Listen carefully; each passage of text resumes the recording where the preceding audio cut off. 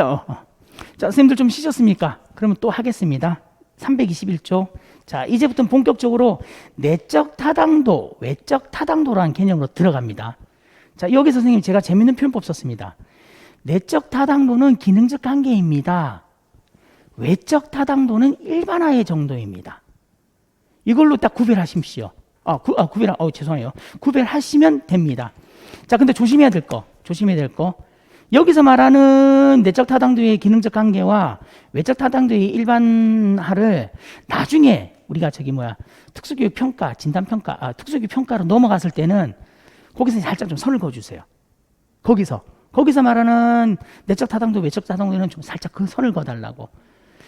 100% 완전히 다른 개념, 360도 다른 개념은 아닌데 살짝 선을 그어주세요. 왜냐하면 지금 여기서 말하는 내적 타당도, 외적 타당도는 기능적 관계라는 상황에서 단일 대상 연구라는 상황에서 좀 더 그쪽에 포인트를 맞춰서 무게중심을 두고 설명하는 겁니다. 그렇다고 해서 틀린 건 아니에요. 맞아요. 자, 가겠습니다. 자, 먼저 이거는 잡아주십시오. 내적 타당도, 기능적 관계, 외적 타당도, 일반화. 그래서 아까 선생님 우리 옆에 페이지 320쪽에서 생태학적 타당도는 일반화의 개념입니다. 그런데 이 생태학적 타당도는 외적 타당도라는 큰 거 안에 생태학적 타당도입니다. 자요, 이렇게 갑니다.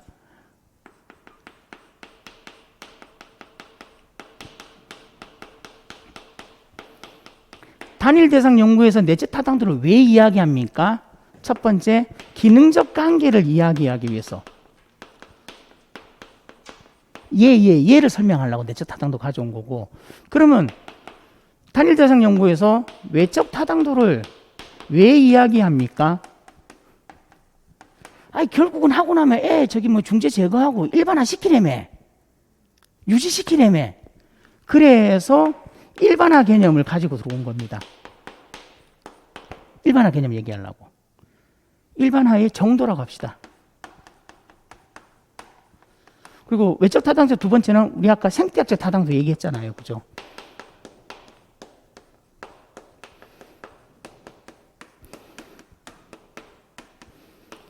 얘를 일반화라고 보라고 했지 않습니까? 그러면 세 번째 보겠습니다. 외적 타당도가 큰 개념이에요. 얘가 큰 개념이에요. 외적 타당도. 이거 안에 생태학적 타당도. 얘가 들어가 있다고. 요 관계만 이해하시면 돼요.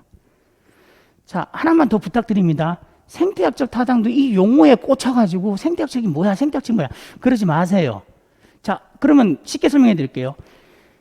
우리 브랜펜 프로너 얘기할 때 생태학적 모델이죠. 그 생태학적 모델은 미중 외거시 플러스 시간체계. 미중 외거까지 하고 시간체계 들어가죠. 그러면 거기서 말하는 생태학은 뭐예요? 삶의 장면이잖아.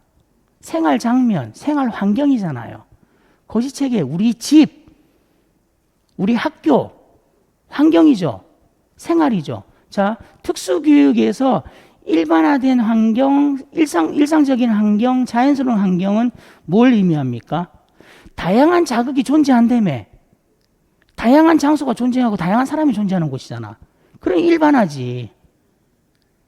일반화라고요. 지금 만약에 선생님들 정말 죄송한 말씀인데 생태학에 꽂혀서 이게 뭐예요라고 선생님 헷갈리시는 분은 우리 쭉 오면서 제 얘기 안 들으신 거예요. 제 얘기 안 들으신 거예요. 왜 일반화인지 이해하셨죠, 이제는? 그죠? 자, 두 가지를 설명하려고 내적, 외적을 갖고 온 겁니다. 보겠습니다. 일단 내적 문제 보겠습니다. 독립변수를 적용해서 나타나는 행동의 변화. 얘가 행동의 변화는 종속변수죠. 그죠? 자, 이렇게 독립변수에서 나타나는 행동 변화가 독립변수 때문인지 아니면 다른 것 때문인지를 확인해야 될 거 아니라. 그래야지 중재가 효과 있습니다. 기능적 관계가 성립됩니다. 이런 표현이 나오지. 자, 내적 타당도가 높다는 것은 종속변인의 변화가 독립변인에 의한 것임을 뜻한다. 이 문장 이해가십니까? 그럼 결국 내적 타당도가 높다라는 얘기는 기능적 관계가 높다라는 거랑 똑같지. 단일 대상 연구에서. 이해가십니까? 그래서 동그라미 2번은 별표 2개하고 밑줄 긋고 선생님 이해하셔야 됩니다. 요거는 1, 2, 3 차근차근 따라 보시면서 이해하셔야 돼요. 자, 그렇다면 동그라미 3번 이렇게 내적 타당도를 높이기 위해서는 연구와 관련된 변수들을 추가하고 제거하고 변화시키지 않고 오로지 그 중재 하나만 가지고 처음부터 끝까지 일관성 있게 유지시키는 거죠. 이해가나요? 그러면 이 얘기예요, 결국은. 내적 타당도는 개념적 관계가 높다. 그러면 중재가 무슨 요인이라고 그랬습니까? 무슨 변인? 독립변인.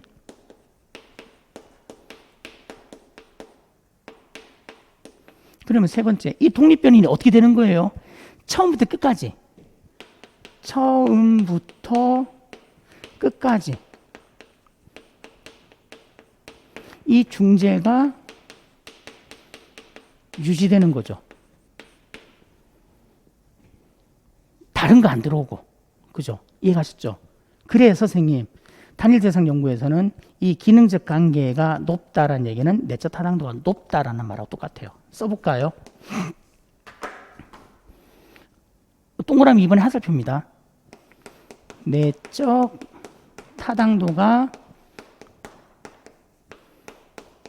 높다.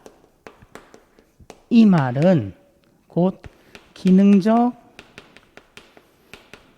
관계가 높다. 이 말고 또 기능적 관계를 입증했다. 똑같은 말이에요. 그러면 단일 대상 연구에서만 얘기하는 거다. 단일 대상 연구에서만 한정지어서 단일 대상 연구에서 내적 타당도가 나오면 기능적 관계 퉁치시고 중재 퉁치세요. 그러면서 정리하셔야 됩니다. 공식입니다. 특수교육의 공식입니다. 선생님들한테 말씀드리는 공식. 공식이라고 말 안 하고도 말씀드린 건 꽤 많긴 한데 이거는 공식이라고 말씀드리면서 할게요. 자, 그럼 잡혔나요? 그럼 이제 외적 타당도 보겠습니다. 자, 외적 타당도는 연구 결과의 일반화. 연구 결과 일반화, 이 연구 결과는 결국 이거잖아요, 선생님. 중재 결과 아닌가요? 중재 결과. 중재 결과. 그죠? 중재 결과 일반화. 자, 그래서 동그라미 2번. 연구에서 얻은 결과를 다른 상황에서도 적용할 수 있다면 외적 타당도를 높일 수 있다. 다른 상황, 다양한 상황, 일반화. 그죠? 자, 동그라미 3번. 이거 되게 중요한 겁니다. 단일 대상 연구에서 연구 결과의 일반화를 입증하기 위해서 연구에 사용된 시험 처치를 피험자 외에 다른 사람들에게도 적용해 보는 체계적이고 반복적인 연구 방법을 실시한다. 이해 가시나요? 자, 이해 보시겠다. 외적 타당도가 높다는 얘기는 동일한 중재가 다른 아동의 동일한 중재에도 효과가 있다라고 나오는 겁니다. 그러니까 이거예요. A 학생의 중재시켜서 효과가 있어요. 근데 그 중재를 B 학생에도 했더니 효과가 있어요. C 학생에도 했더니 효과가 있어요. 외적 타당도가 높네. 이해 가시나요? 그러면 결국은 얘도요. 다른 거 없습니다. 외적 타당도는 일반화를 의미하는 겁니다. 일반화의 정도가 어려우면 일반화까지만 기억하십시오. 그리고 삶의 환경, 생활 환경, 일상적인 환경이니까 당연히 생태학적이란 타당도로 용어가 나타날 수 있죠. 그죠? 이렇게 두 개 구별하시면 돼요. 일종의 공식이죠. 키워드만 따라가면 공식이죠. 자, 신뢰도 보겠습니다. 자, 신뢰도 원래 여러 가지가 있어요, 선생님. 우리 진단평가라든지 특수기 평가 들어가면 여러 가지 있는데 여기서는 심플하게 딱 두 개만 자를게요. 뭐만 자르냐면 단일 대상 연구에서는 종속변인, 독립변인, 촉속변인, 기능적 관계 요 세 개가 특성, 세 가지 샘플, 세 가지가 가장 중요한 개념이라 그랬잖아. 요 세 가지 개념만 가져가면 돼요. 근데 기능적 관계는 굳이 신뢰도 따질 필요가 없지. 왜? 타당도로 다 얘기했는데 뭐 하려고. 그죠? 그러면 종속변인과 독립변인의 신뢰도만 따지면 되는 겁니다. 신뢰도. 자, 신뢰도는 무슨 개념입니까? 일관성 있게 측정하는 겁니다. 이렇게 볼게요.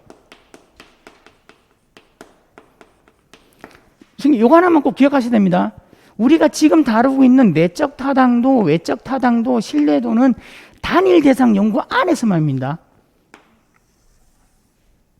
요거는 단일 대상 연구.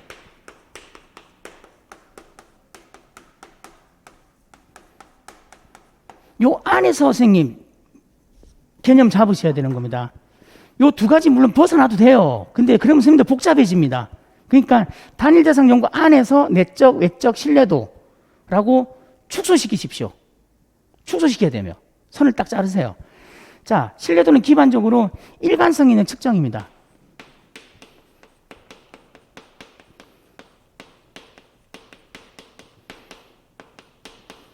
이 개념인데 잘 보십시오.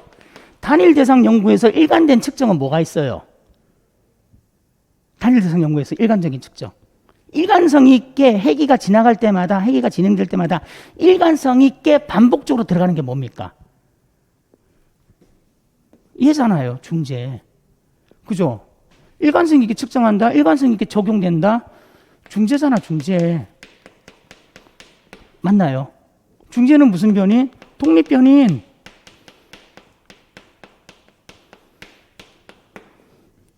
맞죠? 자, 동그라미 1번. 일관성 있게 측정한다는 것은 객관성 있는 측정 기준이 있다라는 거다. 맞죠? 그 기준대로 측정할 때 관찰 자료가 다르거나 관찰자가 달라도 일치된 결과를 얻는다는 것이다. 맞죠? 일관성 있게 측정한다는 것은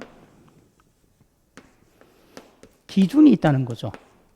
그러면 관찰자가 누구든지 아니면 여기서 말하는 관찰 자료는 중재가 될 거고 관찰자는 선생님이 될 거 아니에요. 그죠? 이 기준은 저거 일치된 결과.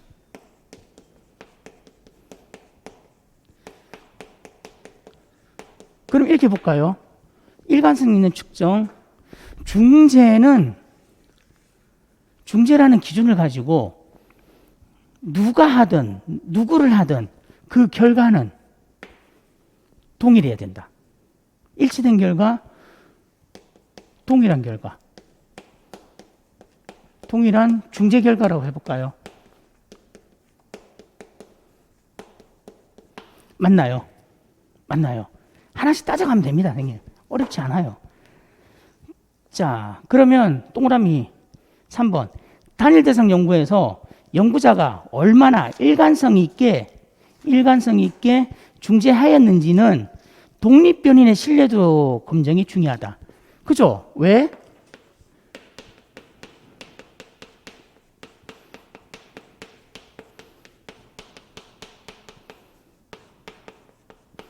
잘 보십시오, 잘 선생님. 종속변인은 변하는 거죠. 뭐가 들어온지 간에 변하는 거잖아. 독립변인은 변해야 되는 거예요? 안 변해야 되는 거예요? 안 변해야 되잖아, 선생님. 회기가 진행될수록 1회기에서 20회기까지 들어갈 때 20번을 중재하는 거잖아요. 1번 중재와 20번 중재가 달라야 돼요? 같은 중재해야 되잖아. 그러면 이 말이 맞지? 독립변인, 중재는 기준, 일치된 결과, 일관성 있는 측정이 들어와야 됩니다. 독립변인 중재잖아. 1회기 중재와 20회기 중재가 다르면 되냐고. 안 되잖아요. 그러면 그 중재가 변하지 말아야지. 그러면 결국은 중재의 신뢰도 검증. 중재의 신뢰도 검증. 맞나요? 중재가 흔들리면 안 된다는 거잖아요. 그러니까 길동이한테 A라는 중재를 했으면, 길동이한테 오늘 A라는 중재했으면 한 달 뒤에 길동이에게 A라는 중재를 줘야 된다는 얘기잖아. 중재가 흔들리면 안 된다는 얘기죠. 자, 그래서 얘를 그래서 뭐라고 표현하냐면요. 독립변인 신뢰도 검증이 중요하다고 그랬죠. 동그라미 3번에서 끝 했죠.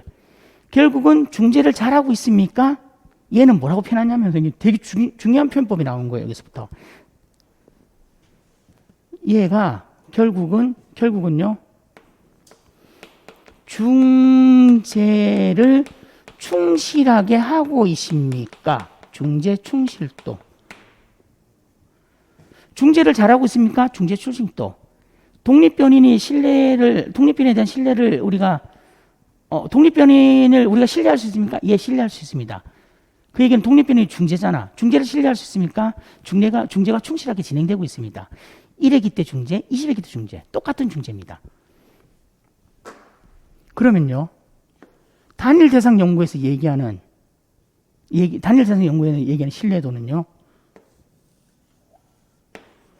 예요. 맞죠? 중재 충실도가 그냥 나온 게 아니에요. 흔들림 없이 1회기와 20회기가 똑같은 중재를 합니다. 아, 중재가 갖고 있는 기준 잘 지키고 있네요. 중재가 안 흔들리네요. 중재를 잘하고 있네요.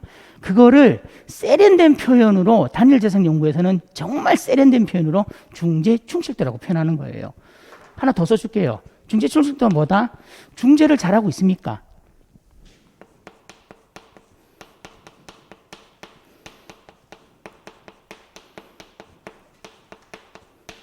잘하고 있다. 그러면 선생님 이것도 한번 생각해 보십시오. 단일 대상 연구에서 신뢰도를 신뢰도 언급 안 해요. 그러니까 문제를 만듭니다. 신뢰도 언급 안 하고, 자, 독립변인이 일관성하게 그러니까 독립변인도 말도 없어. 합시다. 독립변인이 일관성 있게 측정하고 있나요? 아니면 동일한 중재 결과가 나오고 있나요? 나오고 있나요? 아니면 중재가 잘하고 있나요? 어쩌고저쩌고 물어봐. 그럼 답은 뭐다? 중재 충실도. 문제가 쉽게 나오면 중재를 잘하고 있습니까? 이 말만 해도 눈치채고 쓰는 사람이 있을 거예요. 어렵게 나오면 중재라는 단어 다 죽여버리고 독립변호를 다 때려. 그리고 측정이라는 용어를 써. 그러면 아무도 생각 못해요. 우리한테 익숙한 용어가 아니잖아.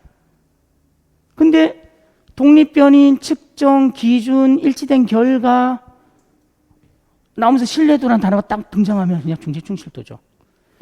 이 문제 선생님 3개 다 충분히 문제에 나올 수 있는 거예요. 굉장히 중요한 내용들입니다. 그럼에도 불구하고 여기서 용어만 바꾸면 선생님들 답을 못 쓰는 것도 해요.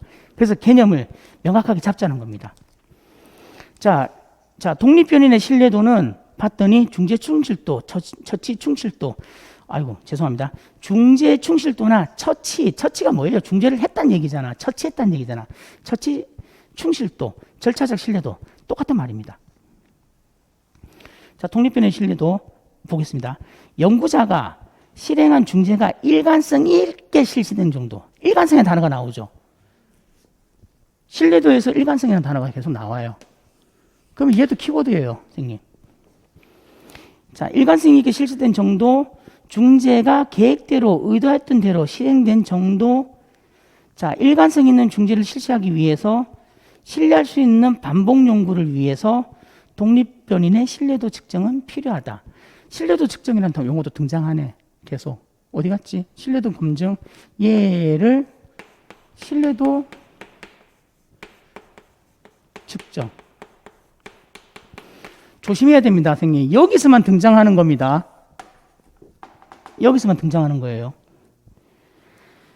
자, 그래서 신뢰도 측정하는 방법. 첫 번째, 중재 실시의 적절성은 주관적이기 때문이다. 맞죠? 그래서 제2의 관찰자에게 구체적인 행동 기록표를 주고 교사나 임상가의 중재 행동을 평가한다. 중재하는 선생님을 누군가가 나를 평가한다는 거잖아. 두 번째, 자, 각 실험 단계마다 무작위 1, 2회기를 선택해서 그 회기에서 교사나 임장가의 중재 절차의 적절성에 대한 신뢰도를 측정한다. 와, 근데 이게 문제가 나오면 선생님, 저는 안 나왔으면 좋겠습니다. 솔직한 얘기로. 중요한 건 맞아요. 독립변인의 중재의 신뢰도를 측정하는 방법, 이 방법 맞아. 그래서 선생님 저는 이렇게만 해주시면 좋겠어요. 하나 기억.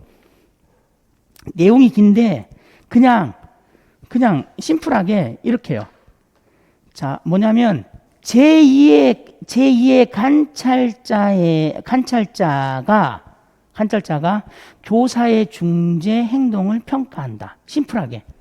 자, 독립변이 신뢰도 측정 방법 이거죠. 그러면 이거죠, 선생님. 중재 충실도 측정 방법이나 독립변인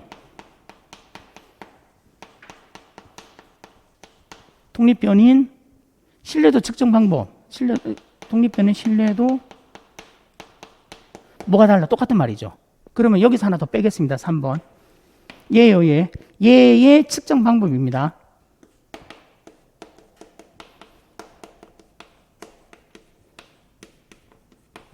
이렇게 돼요, 선생님. 중재 충실도의 측정 방법 맞죠? 독립변인 신뢰도의 측정 방법 맞죠? 맞죠? 독립변인의 신뢰도 검증 방법 맞죠? 자, 이거 이 얘기라. 얘가 얘의 측정 방법, 얘의 측정 방법, 그리고 독립변인의 신뢰도 검증 방법 다 똑같은 말이잖아. 똑같은 말이잖아요. 속지 마시라고. 그래서 이거를 어떻게 정리하는 게 좋냐면 이렇게요. 제2의 관찰자가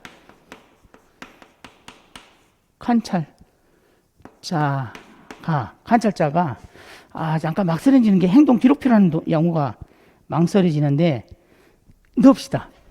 관찰자가 구체적 행동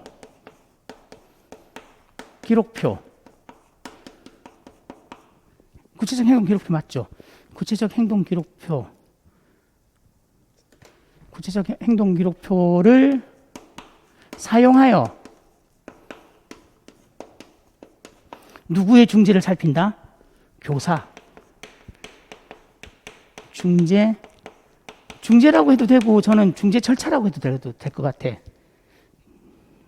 중재 절차, 중재 행동. 여기도 교과서 들어갑시다. 중재 행동. 이걸 해도 되고 중재 절차라고 해도 될 것 같다고요. 중재 절차라고 그러면 선생님 1회기부터 20회기. 중재 행동을 어떻게 한다? 평가한다. 행동을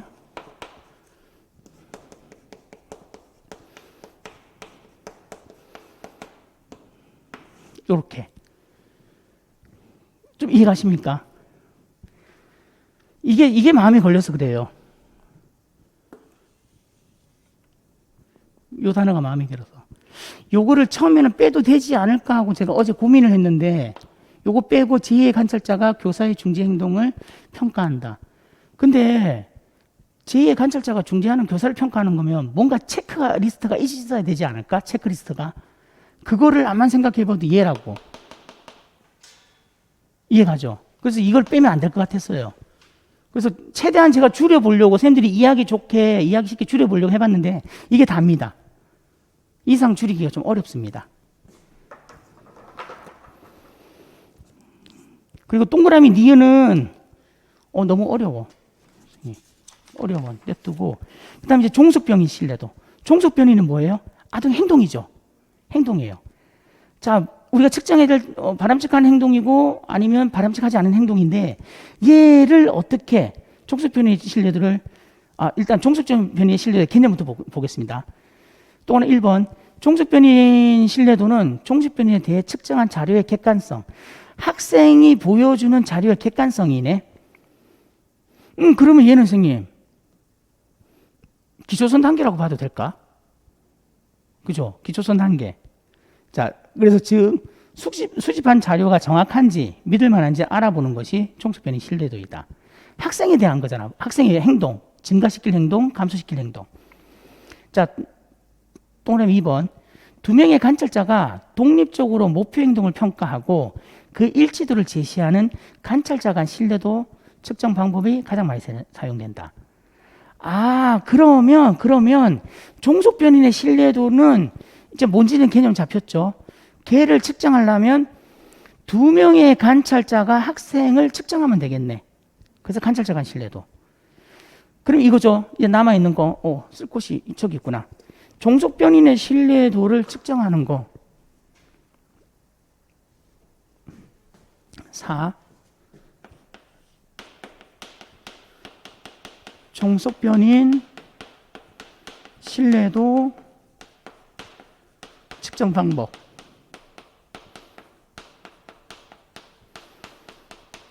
얘는 그냥 심플하게 생긴 관찰자 간 신뢰도를 측정한다. 이래버리면 되지 않을까? 그죠? 이러면 심플하게 끝나죠. 자, 그러면서 그 밑에 두 가지 개념이 나옵니다. 관찰자 간 신뢰도, 관찰자 내 신뢰도. 관찰자 간 신뢰도는 관찰자가 몇 명? 최소 2명. 최소 2명. 그 다른 관찰자, 최소 2명의 관찰자가 어느 정도 일치된 관찰을 하는지를 나타내는 척도. 관찰자 내 신뢰도. 얘는 한 명. 한 명의 관찰자가 연구자료 회기 1회기부터 20회기 이렇게 차면 되죠. 1회기부터 20회기를 걸쳐서 어느 정도 일치된 관찰을 하는지를 나타내는 척도. 정서, 감정 이런 주관적을 판단하지 않는 거. 마치 생긴 저거랑 비슷하지 않아요? 관찰자 표류. 그죠? 이해가시나요? 자, 관찰자 내 신뢰도 이코로 관찰자 표류라고 잡지 말고 개념을 그렇게 연결하면 된다고요. 자, 그러면 우리 그 다음 거 들어가면서 끝도 없이 갈 것 같아. 자, 요거는 여기까지 수업하고 저희는 점심 먹고 뵙겠습니다.